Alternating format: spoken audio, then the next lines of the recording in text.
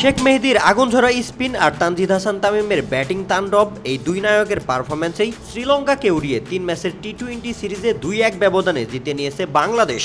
Series নির্ধারণী এই ম্যাচে টসে জিতে আগে ব্যাট করতে নামে শ্রীলঙ্কা, তবে শুরুতেই বাংলাদেশের বোলারদের তুপে দিশেহারা হয়ে পড়েন লঙ্কান ব্যাটাররা। মাত্র ৩৪ রানের মধ্যেই হারিয়ে ফেলে গুরুত্বপূর্ণ ৩টি উইকেট। এরপর ধারাবাহিকভাবে উইকেট পড়তেই থাকে শ্রীলঙ্কান ব্যাটারদের। প্রতিপক্ষের ব্যাটিং লাইন আপে ধস নামিয়ে দেন শেখ মেহেদী হাসান। টাইট লাইন ও নিয়ন্ত্রিত লেন্থে শ্রীলঙ্কান টপ অর্ডারকে একের পর এক বিভ্রান্ত করেন এই স্পিনার। তাকে যোগ্য সঙ্গ দেন মুস্তাফিজুর রহমান, শরীফুল ইসলাম ও রিশাদ হোসাইন। তবে ব্যাট হাতে কিছুটা প্রতিরোধ করেন দাসন ছানাকা। ২৫ বলে ৩৫ রানের লড়াকু ইনিংসে শ্রীলঙ্কাকে নিয়ে যান ৭ উইকেটে ১৩২ রানে।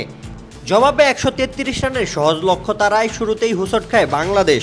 ইনিংসের প্রথম বলেই থোসারার বলে এলবিডব্লিউ হয়ে গোল্ডেন ডাক মারেন পারভেজ হোসাইন ইমন। তবে সেই ধাক্কা সামাল দেন তানজিদ হাসান তামিম ও অধিনায়ক লিটন কুমার দাস। দ্বিতীয় উইকেটে ৭২ রানের জুটি গড়ে দলকে জয়ের পথে এগিয়ে নেন এই দুইজন। ২৬ বলে ৩২ রানের কার্যকর ইনিংস খেলে বিদায় নেন লিটন।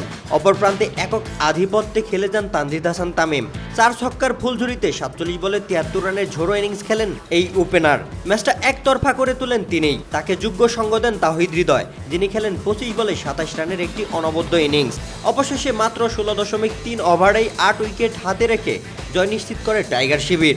এই জয়ে শুধুমাত্র সিরিজ জয় নয়, বরং বিশ্বকাপ সামনে রেখে আত্মবিশ্বাসও অনেকখানি বেড়ে গেল বাংলাদেশ দলের। রোশন মনির, আলটিমেট স্পোর্টস।